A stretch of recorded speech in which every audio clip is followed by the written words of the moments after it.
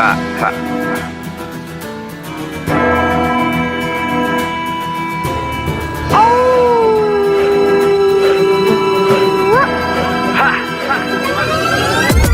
Shields and swords, feel the wars, fighting my blood down to the core. Warriors from medieval age, fear the reign of night brigades. Crusades into the room, moving through the temples and tombs. Scared and placed, prepare to face Professor Awesome and the minions of doom. Professor Awesome and the minions of doom. Professor Awesome and the minions of doom. Professor Awesome and the minions of doom. Professor Awesome and the minions of doom. Professor Awesome and the minions of doom.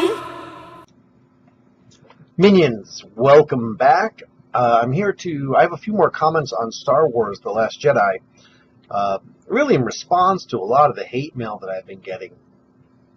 And there will, of course, be spoilers, so if you don't like those, don't listen to this. So, particularly I want to talk about the issue of Force-Skyping. You know, I made some kind of disparaging comments about that, I think, in my previous video. A lot of people have, this has been a very contentious issue. And some have argued, well, including the director, some have argued that, well, you know, the powers of the Force have developed throughout, you know, the series, and what you could do with the Force and what you could not do with the Force is sort of revealed later on. So maybe they were always able to do these things.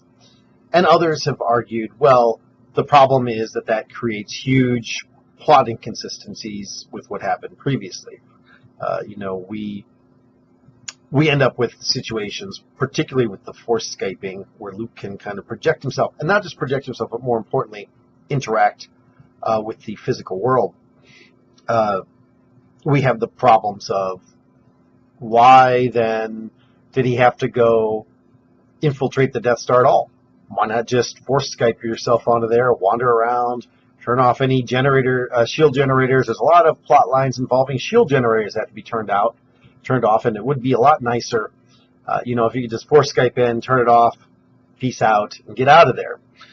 You know, if I got to go negotiate with the Trade Federation, I could fly myself up there and put myself in danger, or we could just show up, and when the Trade Federation tries to gas us, we could just say, you know, we're not really here.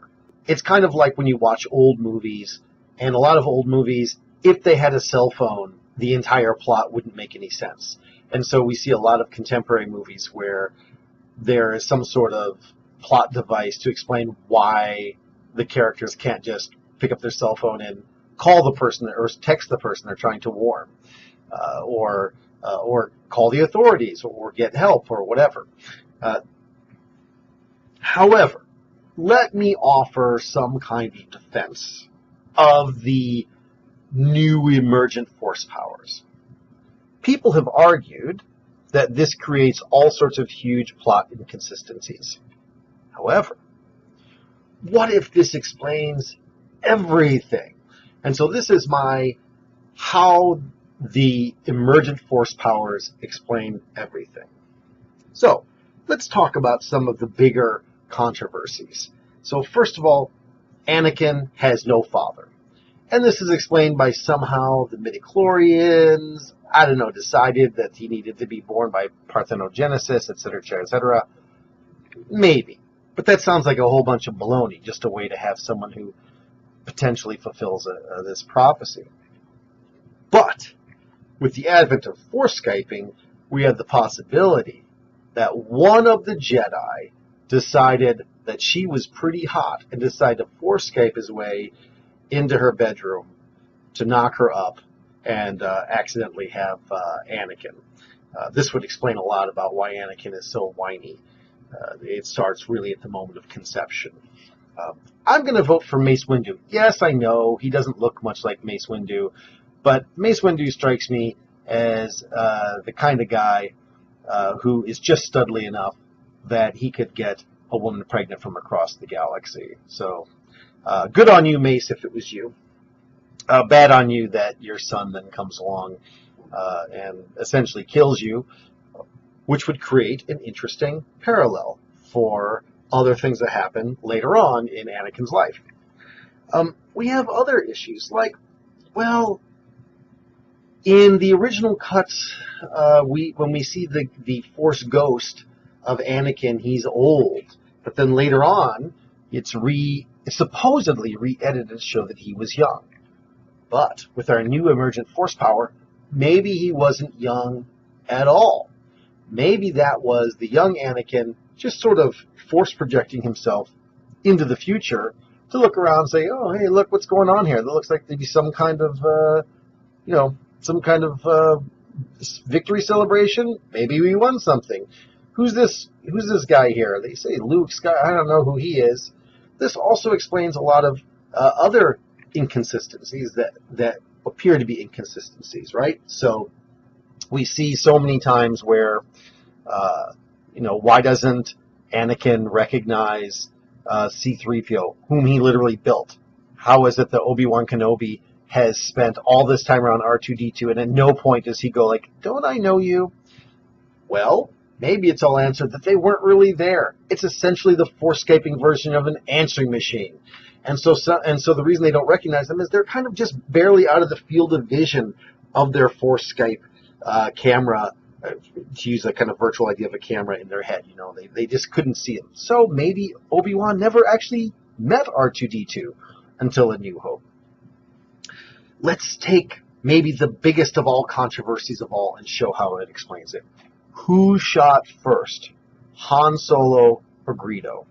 Well, I think now we see that the answer is quite obvious. They both shot first. First, Han Solo shot first, then Greedo, controlled by some sort of force-skyping power of a Sith, turned and tried to shoot Han first, but Han managed to awkwardly shoot him first from under the table. He shoots him from under the table because down under the table, where you can't see him, is Yoda, force-skyping himself down there and shooting Greedo under the table. Everybody shot everyone first. I think most importantly, what we've learned today is that emergent force powers, they don't create plot holes for the things that have come before. They instead create opportunities to explain problems that may have been introduced over the course of the Star Wars series. Which leads to the thing I would like to close with, which is the Star Wars Christmas Special, which is canon. The Star Wars Christmas Special can only be explained by Sith infiltration, breaking the fourth wall, and controlling George Lucas's mind. He's been victimized in all of this. He's a victim, really, of the emergent Sith powers. And I think that everyone out there who has seen the Star Wars Christmas Special needs to see it again, not as a cash grab, but rather as a cry for help. So, Minions, thank you so much. I look forward to getting more hate mail from you in the future.